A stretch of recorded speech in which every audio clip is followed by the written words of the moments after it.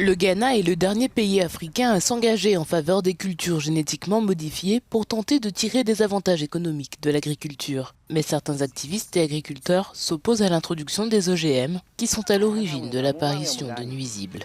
Les nuisibles détruisent les cultures avant la récolte. Nous perdons une grande partie de notre production et les produits chimiques pour lutter contre les maladies ne sont pas toujours bons à utiliser.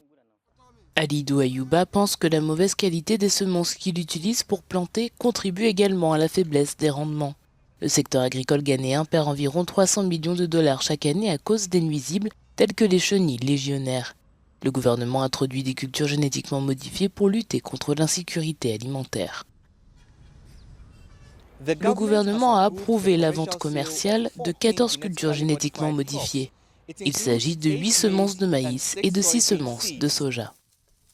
En Afrique, l'utilisation des semences OGM dans l'agriculture est de plus en plus répandue. L'Afrique du Sud, le Nigeria, le Burkina Faso et certains pays d'Afrique de l'Est ont tous décidé d'adopter cette technologie et nombre d'entre eux procèdent à des essais sur le terrain. Mais au Ghana, l'introduction de cultures génétiquement modifiées est rejetée par certaines associations d'agriculteurs. Elles estiment que les OGM risquent d'anéantir les semences locales.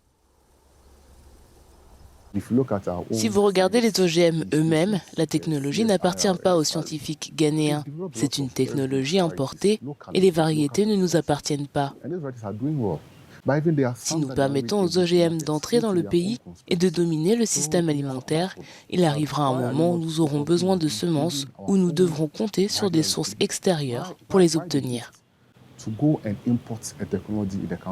L'Association des paysans veut que le gouvernement commercialise des semences améliorées localement plutôt que des semences génétiquement modifiées et importées. Si vous regardez nos institutions scientifiques comme le CSIR, ils ont développé de très bonnes variétés localement à partir de cette technologie. Il y en a certaines qu'ils ne sont même pas capables de commercialiser en raison de leurs propres contraintes. Nous nous demandons donc pourquoi nous ne nous concentrons pas sur l'amélioration de nos propres variétés au lieu de nous empresser d'importer la technologie dans notre pays. Le gouvernement affirme qu'il veillera à ce que les producteurs de cultures génétiquement modifiées respectent des procédures et des directives strictes afin de protéger les cultures indigènes du Ghana. Alidou Ayouba dit qu'il n'hésite pas à essayer des semences améliorées localement dans l'espoir d'augmenter le rendement de ces cultures et de lutter contre les nuisibles et les maladies.